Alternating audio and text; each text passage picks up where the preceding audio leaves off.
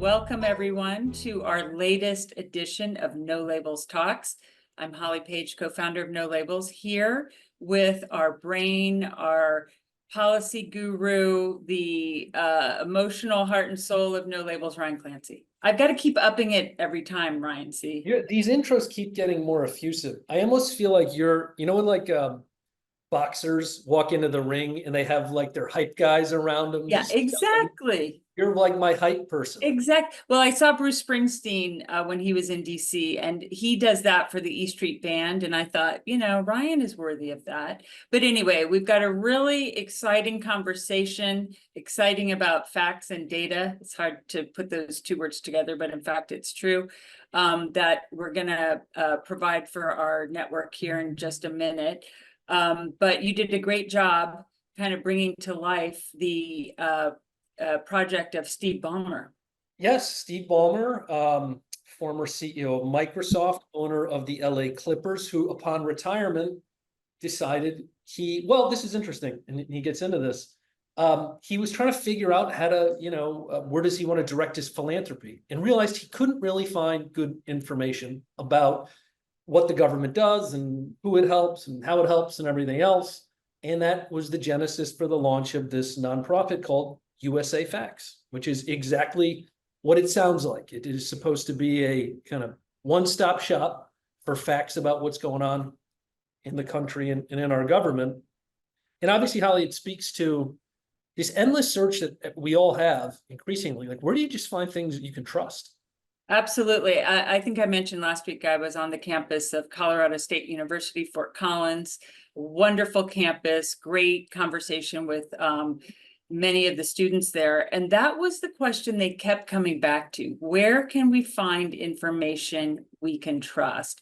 Sadly, I didn't have USA Facts at the top of my head, but I think I'll send a note to them all to make them more aware of it, because it is so refreshing. I think in the conversation that follows, people will also see Steve Ballmer does an incredible job avoiding the pitfall of editorializing, of inserting his own judgments and his own opinions about things. And he really does just stick to the numbers. Well, I think it's such a smart move on his part, because there are obviously no shortage of people who want to tell you what to think, but there's so few people who are actually willing to tell you just in a very dispassionate way, this is what's happening. And I think one of the things, over the years, No Labels, obviously, we've done a lot of policy work, a lot of our own documents, and we do a lot of research.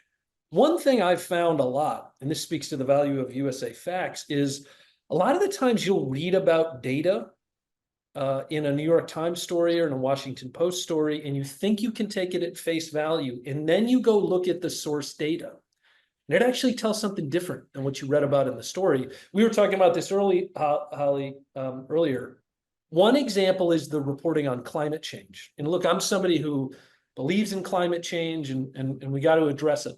And yet, these regular reports come out, and every time they come out, they are always the reporting on it is always so apocalyptic.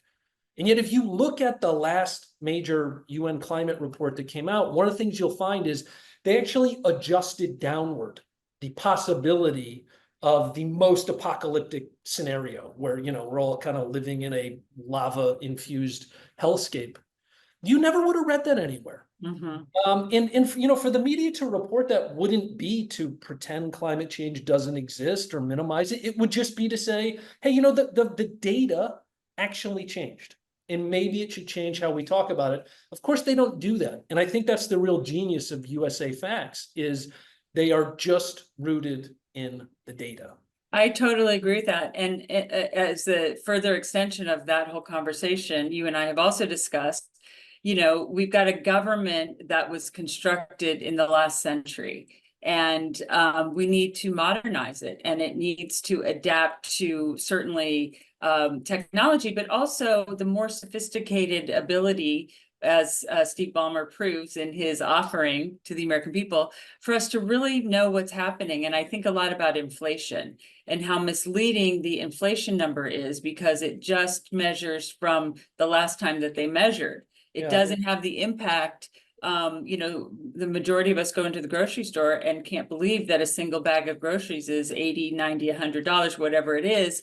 Those old kind of models to measure those types of things are outdated. And I think hopefully another Steve Ballmer like visionary will come along and take from USA Facts the raw data and help us tell a more complete story of what's happening out and around the country. And this, I think, ties into why so many people are willing to vote for Donald Trump, despite everything we know about him.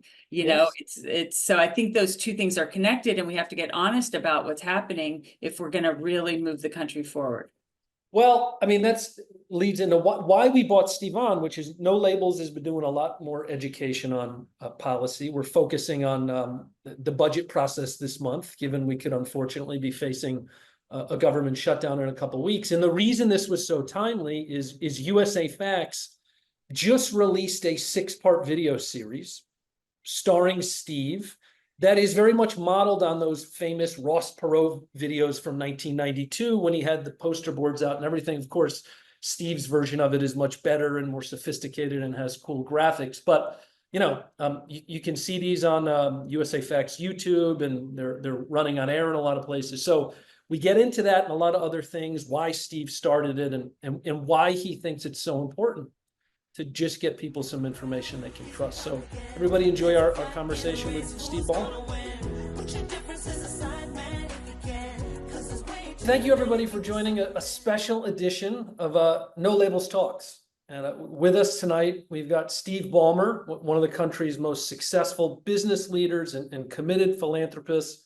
Most of you, I'm sure, know him. For those of you that don't, he was one of Microsoft's earliest employees, where he spent over 30 years, 14 of them, I think, Steve, is CEO, before he went on to buy the Los Angeles Clippers. And then a couple years later, launched USA Facts. Steve, thank you so much for being with us. My pleasure to be here. Thanks for having me, Ryan. So Steve, No Label spends a lot of time trying to educate our membership about what's happening with our government, what it means. It's a constant challenge for us to find reliable information. Same thing with our membership. USA Facts is trying to address that challenge. Can you just open up by telling us about the mission and goals of USA Facts? Yeah. USA Facts is an initiative that I started, about 9 years ago, maybe even 10 years ago, for a variety of reasons having to do with our philanthropy. I was trying to understand government by the numbers. In this particular case, I was trying to understand who pays how much taxes, how wealth gets transferred, how less affluent people either do or don't get cared for through government money. And I found that very hard. And I decided I really wanted to understand things better, which is really my jumping off point. It's where I started. It's what I was thinking about. And partway through the exercise, I decided that what I really wanted to see was something like an SEC 10K report that companies have to file about their financials. And why do I like those? They make no forecasts. They just give you the actuals. Here's what happens. There's no flamboyant language allowed. There's no causality to be explained. It's just this dry, objective, unbiased, comprehensive, you can't take numbers out of context view. And I said, I want to do one of those for government.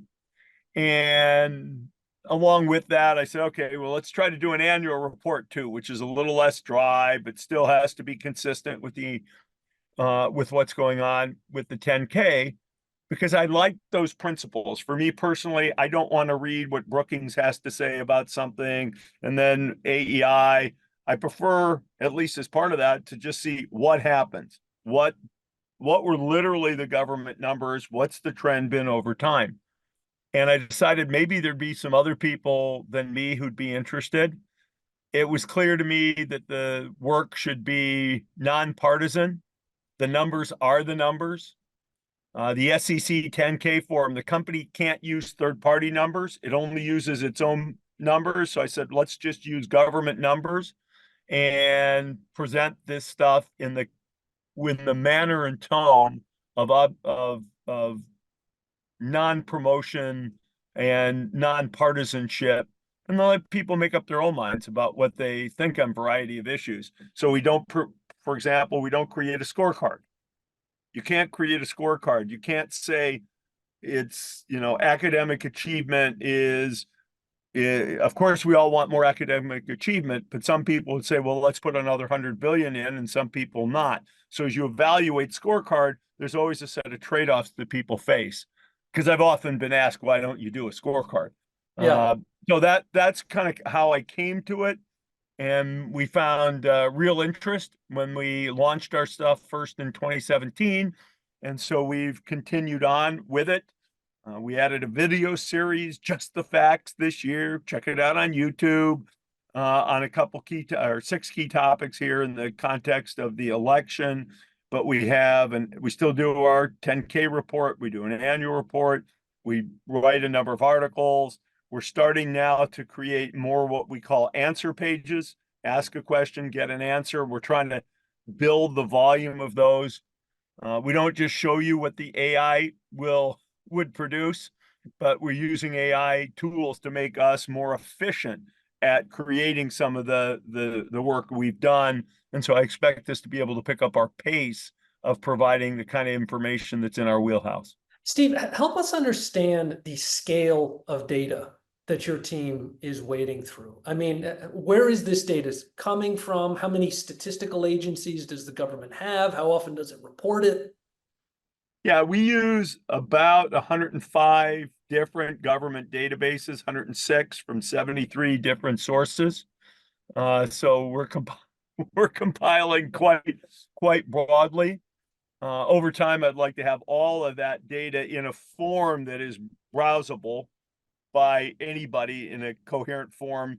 Right now, we're still putting presentation on top of that, but it's an enormous amount of information that we go through. If you really want to understand our criminal justice system, you want to understand what the FBI says. You want to understand what the National Bureau of Justice Statistics says.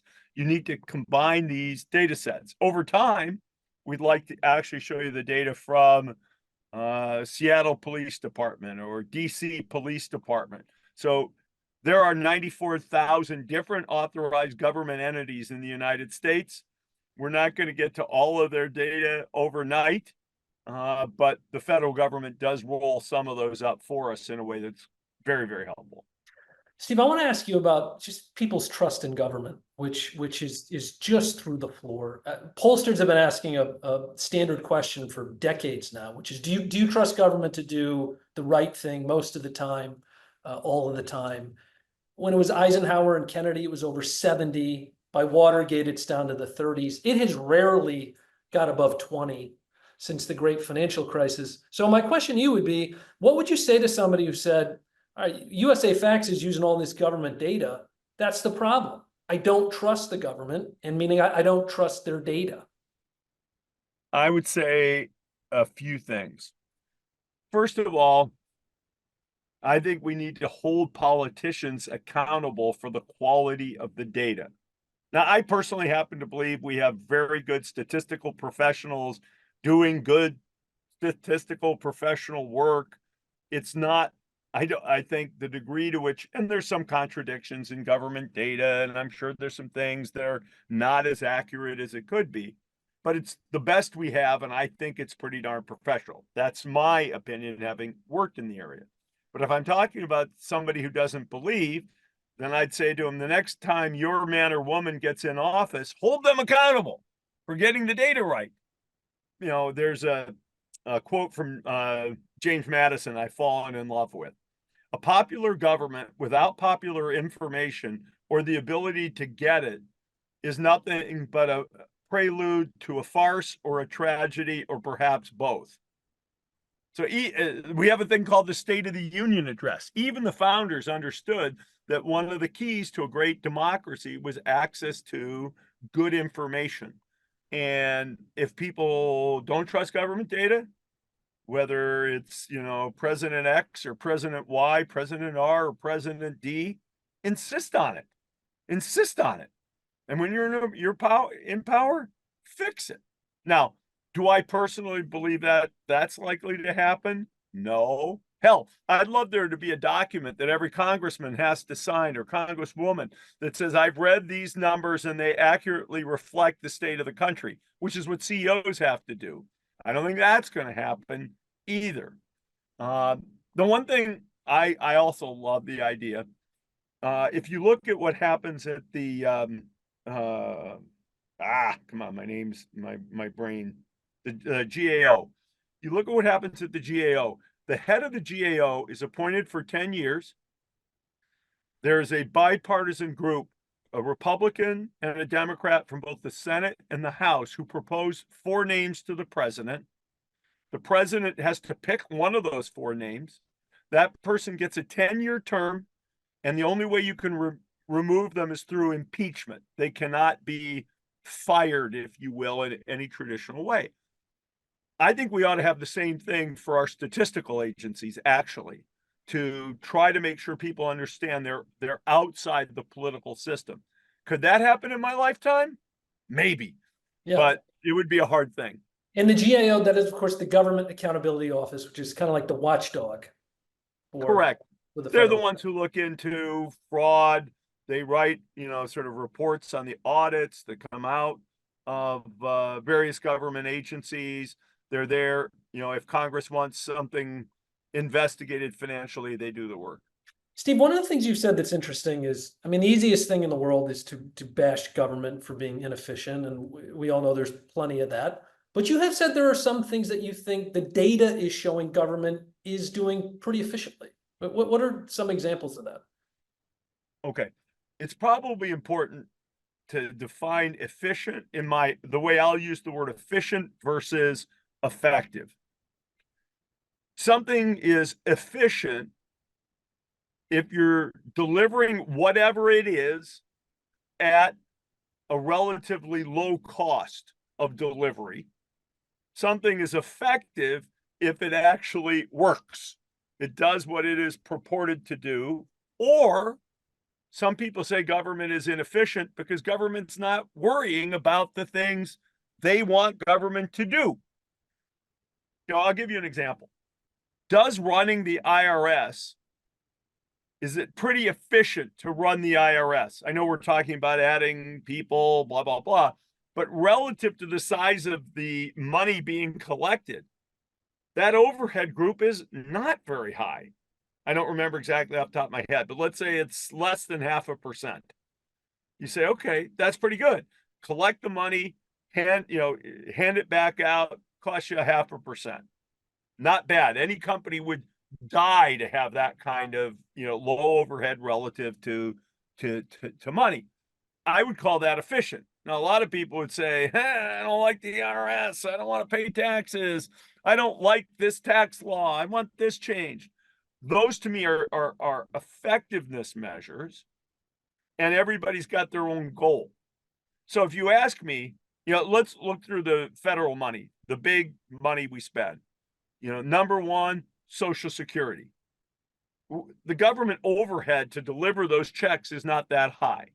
Medicare, the government overhead to deliver those checks is not that high, and it needs to be a little higher because there's so much more possibility for fraud just in the way our system's designed. It's not our system may not be designed well. We may want a different healthcare system, but relative to what we've designed, I don't think government is hemorrhaging money in its administration. I'd say the same thing about private insurers. I'm not going to go through those numbers right now, but I think the same thing is true. Medicaid, that's the next biggest pile of, military, next big pile of spend for the federal government. Nobody knows how big our military should be. And people say, well, do you know the screw cost $100,000 to put into the fighter jet? I know what screws are supposed to cost.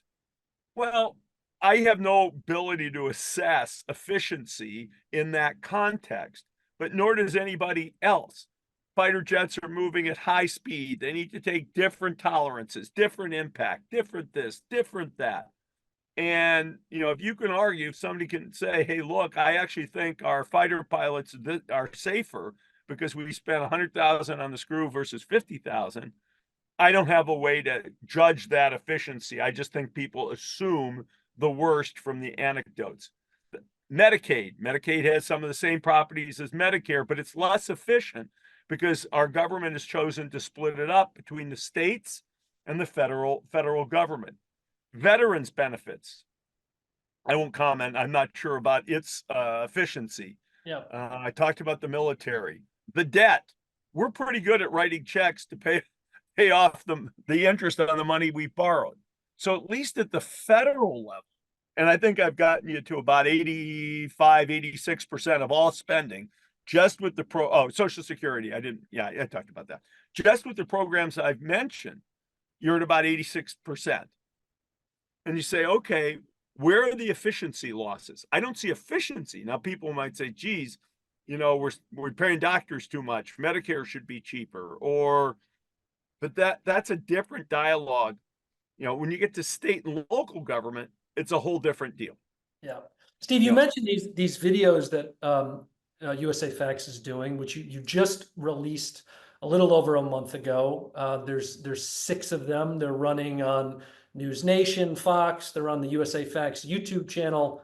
You actually said you liken them to the Ross Perot videos from 1992. So talk about that as your inspiration. Well, I think we have people from a variety of different age brackets on the line, so I'll just explain. In 1992, Ross Perot, who was a businessman, ran as a third-party candidate against, in the 92 election, which Clinton eventually won.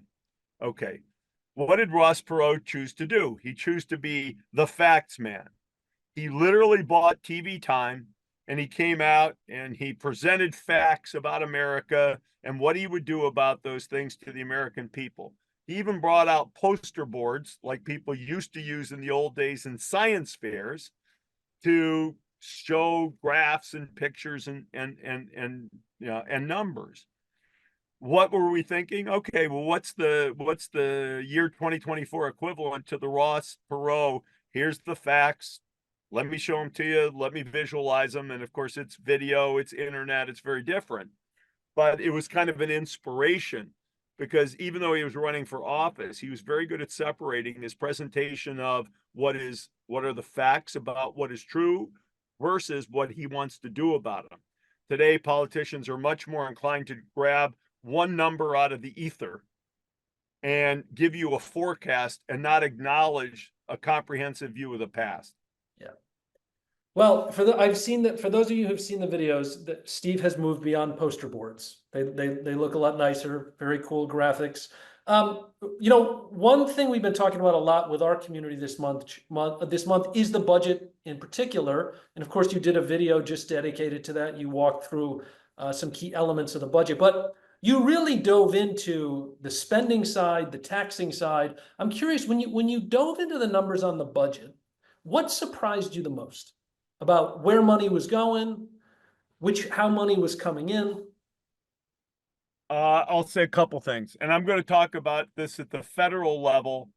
There's kind of even more interesting things at the state level. If I get a minute, maybe I'll comment. But at the federal level, I wound up saying to I'm a business person. I don't think you can run up your debt arbitrarily, blah, blah, blah. Okay, that's my background. Our debt is at the highest level as a percent of GDP since right after World War II. That comes out of the budget data. You say, whoa, whoa, whoa, whoa. What are we doing? Where are we? And people say, well, let's cut the foreign aid budget and everything will be solved. 2 things about the foreign aid budget. I think it's 100 billion roughly, if I remember off the top of my head. And actually most of it goes to military and humanitarian aid for our allies who are involved in wartime conflicts. It's not mostly going to buy grain in poor countries, for example. So if you really look at how would we balance the budget, I went through the items that compromise comprise 85 to 90% of our budget. And the question is, if you want to balance the budget, you got to work on Social Security, Medicare, Medicaid, veterans benefits, the military, the debt. The next biggest thing from the government is investment in transportation infrastructure. Or you have to look at raising tax revenue. I won't even say tax rates. Tax rates don't always lead to more tax revenue. What you need is more tax revenue. That's the set of things you can work on. If you want to balance the budget, don't BS around that point. Neither candidate. You know, it's ironically, it hasn't been as focused an issue in the election, at least in the kind of what you hear on television and read. People aren't as focused on the budget as they are the economy, for example. But you know, everybody wants to say, I'm going to balance the budget by increasing tax revenue by $50 billion a year. But we have a deficit that ran 1.7 trillion, and every 50 billion helps. But you don't make a big dent in 1.7 trillion with a number that is 3% of that, i.e. 50 billion. You know, I was reading something, and I don't know whether the forecasts are good or bad, and I'm from USA Facts. We don't make forecasts. But I read something that said that the Harris tax plan would raise, I don't know, 4 trillion over 10 years, something like that. It's good. I mean, if you want to balance the budget, it's probably a good thing. Okay, but that's 400 billion a year. Even that is against the deficit of 1.7 trillion. And so if you really still want to make progress, you do have to go work on the expense side, which means cutting Social Security or cutting Medicare or paying doctors less money as a way to I say doctors as a proxy for the medical system, or cut the military a lot. There's only a few things you can play with. Yeah. And I think people want to play with the things that don't as much make a difference, dent that budget hole. But Steve, here's something I think would surprise people, and you get into this in the video. We're a couple weeks away from a potential government shutdown, and this has now become an annual thing, and it's over something very simple. How are we going to fund the government for the next year?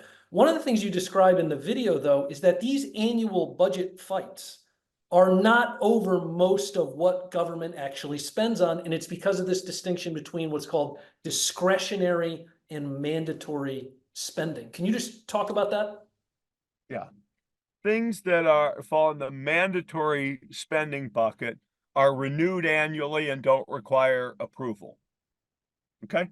Mandatory spending is what is it? It's 4.3. No. I'm not looking at my notes well. It's something like, let's just call it 75 or 80% of what we spend, I think. 22, 14. Yeah, 85% is mandatory. I think that's a little high, but anyway, call it 85%. Those things can be changed, but they can't be changed on an annual basis. You have to write a new law that says, what are we going to do with Medicare? And then that'll apply all years in the future. But when people have the budget fight, should the government shut down, 80+% of the money is not touchable. It's just not touchable unless you completely redo the system. Now you could say, let's cut the grant money to pay for mental health, research. Sure, you can cut it. It's just never going to make enough progress. So when these budget debates come down, they're actually arguing about a I'm not supposed to use adjectives, but a number that is under 25% of the total spend is really up for discussion. Yeah. And because you're not going to come into the end of the year and say, we got to do a budget for next year, let's redo Medicare in the next 6 weeks. It's not going to happen. You know, Steve, the Wall Street Journal wrote yesterday about this very strange thing, and you mentioned this at the top, which is on the one hand, we do have this growing fiscal problem. On the other hand, candidates really aren't talking about it that much. It wasn't even really brought up in the first and what might be the last debate. And the question the Journal asked was, how did the US fiscal path simultaneously become economically more alarming, yet politically less relevant? How would you answer that?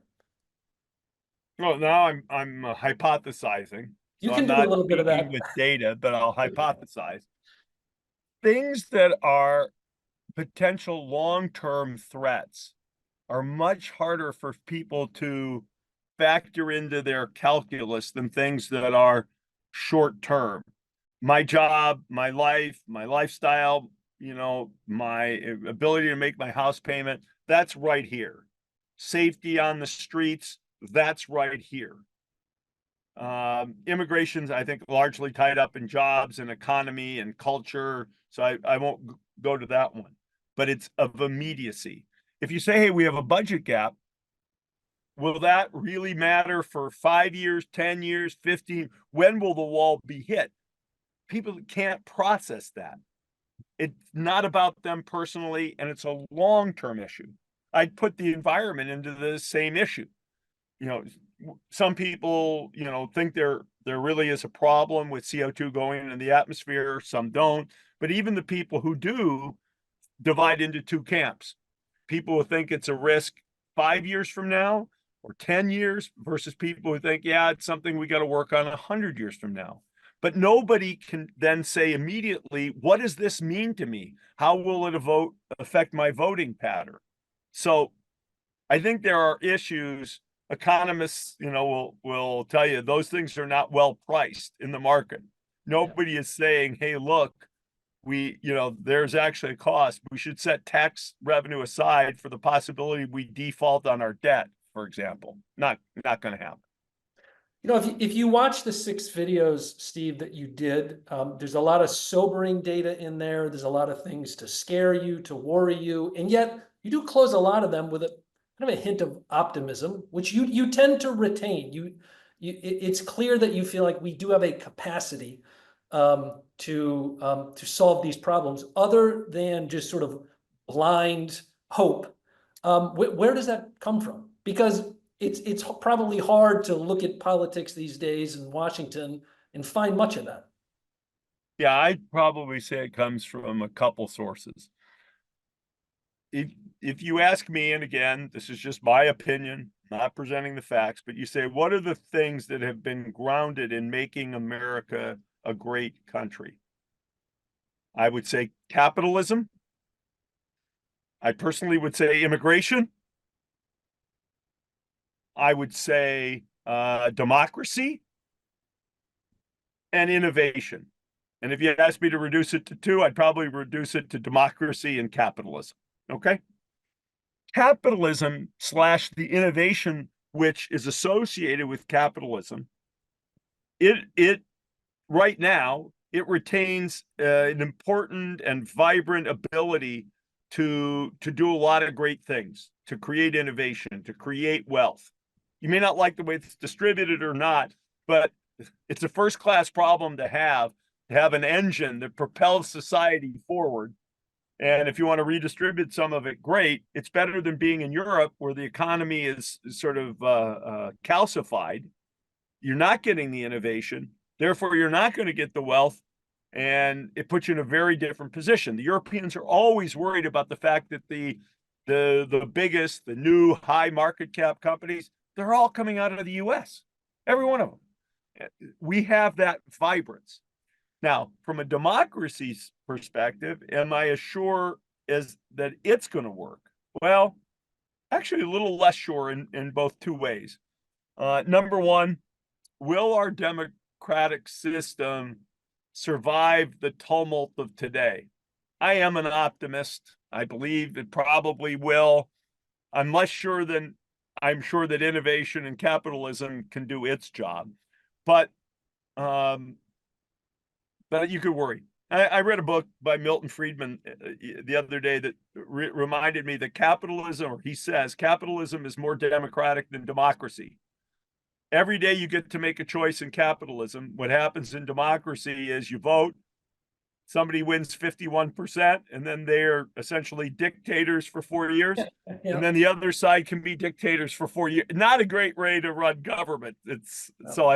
But So democracy, I'm a believer, but with question mark. The other thing with democracy is democracy does have a role in shaping what capitalism does. There needs to be some regulation. You can't say let's have no regulation. You can't say, for example, that there's no place for government to break up monopolies and take it from a guy who ran a company that went through, 10 plus 15 years of antitrust issues. So I do see a role if people say, hey, look, we want to promote electric vehicles, but you got to use, union labor or pay union rates. And we're going to put tariffs on the other guys. What they're really saying, there's an that is a signal to capitalists. And the signals are twofold. Number one, you can't build cars that are as cheap as you thought because you have to use higher priced labor in order to get these subsidies. And number two, it's a signal that says, hey, look, we're going to protect you so you can sell higher priced cars to the American public because you're not going to suffer the competition for lower priced electric vehicles that come in for China. So democracy made a decision. Capitalism just takes it and says, okay, what does it mean? And every bunch of capitalists sort it out. So is democracy really decent at giving enough signals, the right signals, without too many unintended consequences, so that capitalism and democracy stay well aligned? Many people, including my wife, says capitalism doesn't work because she doesn't like where some people are getting very rich, as we've been blessed to, and others are not. To which I say, that's our first class issue. And if government wants to then redirect some of that wealth, peace. Democracy needs, I might vote one way or another on any particular issue, Right. but it is up to democracy to shape how capitalism serves society. And I'm not sure democracy is really very good at doing that. There's just too many unintended consequences of much of the policy, I think, that's implemented. Yeah. Steve, you've been really generous with your time, but I'm wondering if we had 2 audience questions, do you have a couple extra minutes? Sure. Okay. Here are just 2 questions from our audience. And if you could just say your name and where you're from, starting with Greg. Greg, go ahead. If you can just take yourself off mute. And Ryan, you can just open it up because this is right. Yep, we have Greg right here. Greg, you're on mute. I'm unmuting. Okay, there we go. Oh, listen. Okay, Steve, thanks. Great information. But I'm a political writer and I write a lot about the debt, and I try to explain to my readers how big $1 trillion is, and because we're 35 trillion in debt. And I guess I start off by saying if a dollar was a second, a million seconds ago was like 12 days, a billion seconds ago was like 34 years, and 1 trillion seconds ago was 34,000 years ago. It's a huge number. We're 35 trillion in debt. I lose a little sleep about that. What's the dangers to the country here? Well, we actually had a team at Microsoft whose job, they're a research team, and they were focused in how do you get people to understand very large numbers? Because people really do have a hard time, really do, by the research, have a hard time grokking numbers as big as $1 trillion. When you say to somebody, hey, look, there was $1 million used on seats for the pilots on a jet fighter, 1 million is a large number to most people. Now, of course, in a government budget that's 6 trillion, that million doesn't look as big. But people even have a hard time that, 1,000 millions is only 1 billion, and it takes 1 million millions to get to 1 trillion. Those things are hard to understand. I don't know that there are great ways to explain them, but there is a lot of experimentation. I'm not sure that's where your question was, or just absolutely the size of the debt is big. Having people understand it, in that case, you can personalize it and say, hey, look, the debt is the equivalent of what, about $100,000 per citizen, something like that, if I did my math right there quickly. I think that's about right. But but then it's not real because people don't feel like they have to pay the debt. Somebody else is going to pay that debt. Some affluent person's going to pay that debt. You know, people don't know what it means to be affluent. If you told most people that you are in the top 20% of families, if you make $168,000 or more, most people would say that's crazy. Our family makes 200,000. Are you telling me we're amongst the most affluent people in the country? Heck, we can't afford childcare. It's really hard for us. But that is the state of America, which makes it even harder for people to relate to some of the super large numbers. The New York Times did an article, I don't know, 4 or 5 years ago that I thought was just goofy. They were writing about the middle class. They wrote about 5 families, and all the families made over $100,000 a year. That's not middle. If you define middle class as people who earn in the middle quintile of income, you're talking about families who make $68,000. You're not talking about people who make $100,000 a year, which is what the New York Times was talking about. And it's a big difference, 68,000 versus, let's call it 168,000. And yet it's hard for people to see themselves as affluent, again, because people just don't relate to numbers. Even small numbers, people have a hard time sometimes relating to.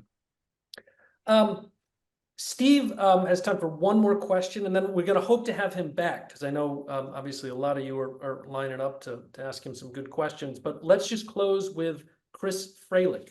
Chris from Pennsylvania. Thank you, Ryan. Thanks, Steve, for your work. I really appreciate it. I watched the videos, and it was refreshing how nonpartisan it was. I realized I hadn't heard anything of Just Facts for a while. I wonder if any of our leaders in Washington have resonated, or that you think get this or might be supportive of your efforts here. Yeah, I go to DC every year and try to meet with some people in the administration, but primarily legislators. And I'm encouraged that there really is some interest. Sometimes people are looking for the number to make their point as opposed to listening to the numbers before they make their point. But I think there's a real open-mindedness. I've had a chance to address House Republican leadership. I've had a chance to address the House Democrat caucus. Senator Schumer and Romney convened a bipartisan group of senators twice. We got, 20 people one time, 15 another, who actually sat for an hour. My experience in DC is it's very hard to get people to sit for 10 minutes, let alone an hour. So yeah, I think there's some real genuine interest. I can't say it's pervasive. I can't say we convinced anybody, for example, that every bill should have an associated set of metrics to measure the outcomes, in addition to the appropriation for it. But nonetheless, there is interest. It gives me some hope. I had a chance, for example, also to meet on the administration side. I met with Secretary Mayorkas from Homeland Security, and very smart, very professional guy. You can disagree or agree with immigration policy, but he knew his numbers. He knew what numbers they don't capture well. He knew why his computer systems were good enough or not good enough to capture those numbers.